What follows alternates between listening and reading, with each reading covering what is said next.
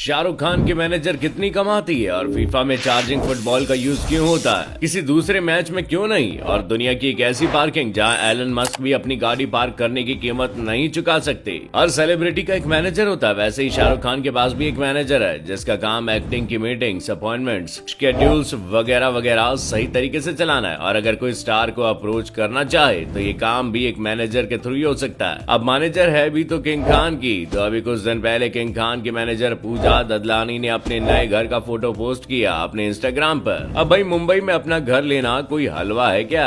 अब सवाल जो लोगों के मन में है वो ये कि किंग खान के मैनेजर की सैलरी कितनी हो गई जो इन्होंने घर ही खरीद मारा। हालांकि पूजा को शाहरुख खान के साथ काम करते हुए 10 साल से भी ज्यादा हो गए और मेंस एक्सपी नाम की एक वेबसाइट के मुताबिक पूजा को 7 से 8 करोड़ सालाना सैलरी मिलती है और इसलिए इनकी नेटवर्थ 50 करोड़ के आसपास है। नंबर 6, आम फुटबॉल मैच में बॉल कुछ ऐसी होती है लेकिन फीफा वर्ल्ड कप की बॉल कुछ इस तरह की होती है। आप दोनों में अंतर क्या है? कहीं ये भेदभाव तो नहीं कर रहे? तो ऐसा नहीं है, असल में एक स्मार्ट फुटबॉल है जिसे मोबाइल की तरह चार्ज किया जा सकता है। यहाँ तक कि इस बॉल का नाम भी रखा गया है। इस गेंद का नाम अल रिहेला है जिसे एडिडास कंपनी ने डिजाइन किया है। इस गेंद को खास तकनीक और नेचर के रंगों का इस्तेमाल करके बनाया गया है। जब मैच शुरू होने वाला होता है तो उससे पहले इस गेंद को चार्ज किया जाता है। इस बॉल में एक सेंसर लगा है जिसका वजन 14 ग्राम है, जिसकी मदद से बॉल को रियल टाइम में ट्रैक किया जा सकता है। साथ ही खेल के दौरान ये पता लगाया जा सकता है कि फुटबॉल का सटीक लोकेशन क्या है। यहाँ तक कि चीटिंग का पता ये बॉल बड़ी आसानी से लगा सकती है। बॉल कहाँ कब किस लोकेशन में थी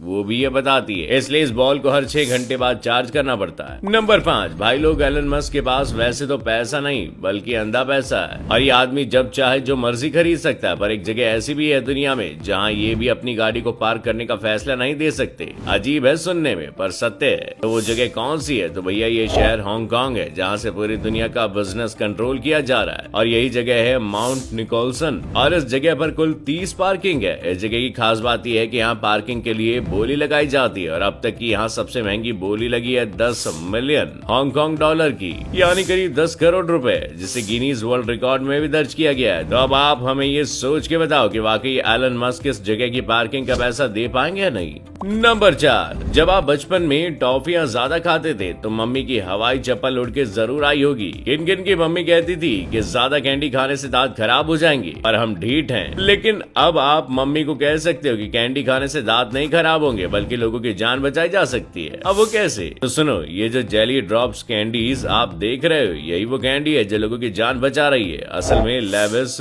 हॉर्नबाय नाम के इस लड़के ने ये जेली कैंडीज बनाई है क्योंकि जिस हिसाब से हम काम कर रहे हैं उस हिसाब से हम वर्कआउट नहीं कर पाते, जिससे हेल्थ इश्यूज काफी आते हैं और हमें प्यास भी नहीं लगती। और एक्सपर्ट कहते हैं कि दिन में 4 लीटर पानी पीना चाहिए और लुइस की बनाई हुई इन कैंडीज में 95% तक पानी है। ये खाने में इतनी ज्यादा टेस्टी होती है कि आप एक बार में 6 से 7 खा ही जाएंगे, जिससे आपकी बॉडी में लगभग 2 ग्लास पानी एब्जॉर्ब हो जाएगा। है ना कमाल की कैंडी। नंबर 3, इस पेंटिंग को आपने भी मेरी तरह कई बार देखा होगा, पर इस पेंटिंग में आखिर ऐसा क्या है कि ये इतनी फेमस है? तो भाई ये पेंटिंग है मोनालिसा की। ऐसा माना जाता है कि इतालवी चित्रकार लियोनार्डो दा विंची ने मोनालिसा नाम की तस्वीर 1503 से 1506 के बीच बनाई थी। ये तस्वीर फ्लोरेंस के गुमनाम से व्यापारी फ्रांसिस्को डेल जियोकॉन्डो की पत्नी लीजा को देखकर बनाई गई, जिसके बाद ये पेंटिंग फ्रांस के म्यूजियम में रखी गई। लियोनार्डो ने इस पेंटिंग को ऐसा बनाया कि इसकी छोटी से छोटी डिटेल्स बहुत कुछ कहती है। यानी अगर आप सैड हैं तो ये पेंटिंग भी सैड हो जाती है और अगर आप खुश हैं तो ये पेंटिंग भी खुश हो जाती है। इस पेंटिंग की कीमत 7,162 करोड़ रुपए है और ये इतनी महंगी इसलिए है क्योंकि 1911 में ये पेंटिंग म्यूजियम से चोरी हो गई। तो इसके यहाँ से चोरी होने के बाद लोग इस पेंटिंग की खाली जगह को भी रोज देखने आते थे, वो भी हर दिन, जिसके बाद प्रशासन को इस जगह की सिक्योरिटी और टाइट करनी पड़ी थी।